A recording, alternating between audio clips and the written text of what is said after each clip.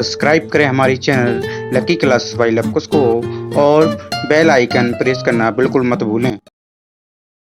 नमस्कार प्यारे साथियों, आप सभी का स्वागत है मेरे YouTube channel lucky classes bye Lavkush पर। मैं लवकुश कुशवाहा आज आपके लिए लेकर आया हूं 28 अगस्त का current affair top 10 most important question के साथ, जो आपके आने वाले सभी प्रतियोगी परीक्षाओं के लिए महत्वपूर्ण, इसलिए वीडियो को पूरा जरूर देखें।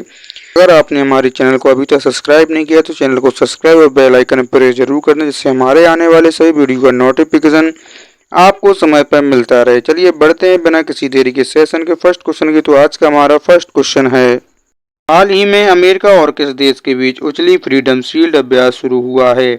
अगर एग्जाम में पूछा जाता है कि अमेरिका और किस देश के बीच उछली फ्रीडम शील्ड अभ्यास शुरू हुआ है, दक्षिण कोरिया के बीच में शुरू हुआ है। तो क्वेश्चन नंबर फर्स्ट का आंसर हो जाएगा ऑप्शन सी, यानी कि दक्षिण कोरिया। चलिए बढ़ते हैं सेशन के नेक्स्ट क्वेश्चन सेकंड की ओर।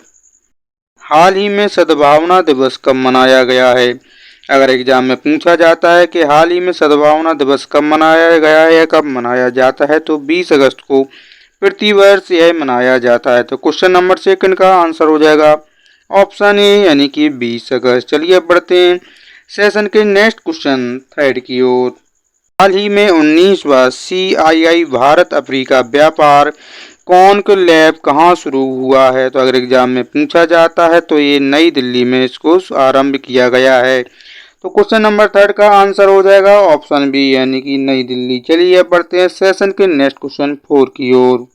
हाल ही में कौन सा देश भारत को 1000 मेगावाट बिजली का निर्यात करेगा।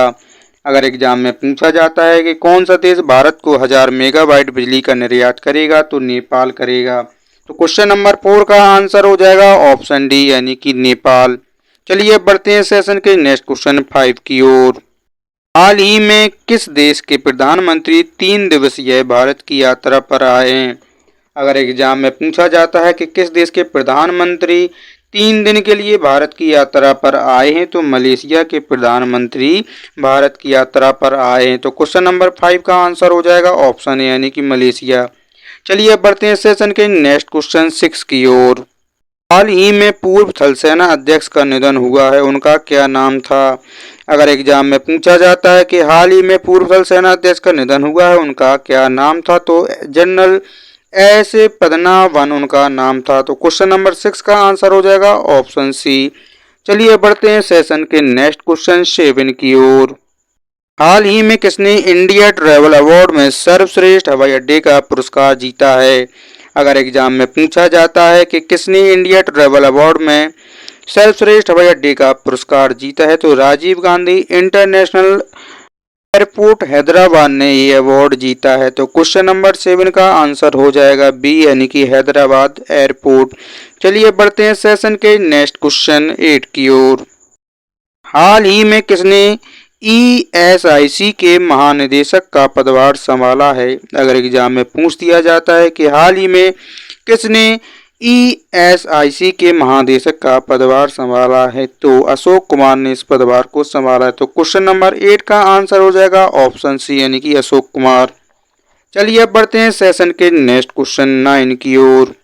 हाल ही में किस राज्य के मुख्यमंत्री ने बाल पौष्टिक आहार योजना का शुभारंभ किया है। अगर एग्जाम में पूछा जाता है कि किस राज्य के मुख्यमंत्री ने बाल पौष्टिक आहार योजना का शुभारंभ किया है, तो हिमाचल प्रदेश के मुख्यमंत्री ने बाल पौष्टिक आहार योजना का शुभारंभ किया है। तो क्वेश्चन नंबर 9 का आंसर हो जाएगा ऑप्शन बी। चलिए अब बढ़ते हैं सेशन के नेक्स्ट क्वेश्चन 10 की ओर। हाल ही में किस राज्य में मुख्यमंत्री मैया सम्मान योजना शुरू हुई है। अगर एग्जाम में पूछा जाता है कि किस राज्य में मुख्यमंत्री मैया सम्मान योजना शुरू हुई है, तो झारखंड में हुई है। तो क्वेश्चन नंबर 10 का आंसर हो जाएगा ऑप्शन सी, यानी कि झारखंड।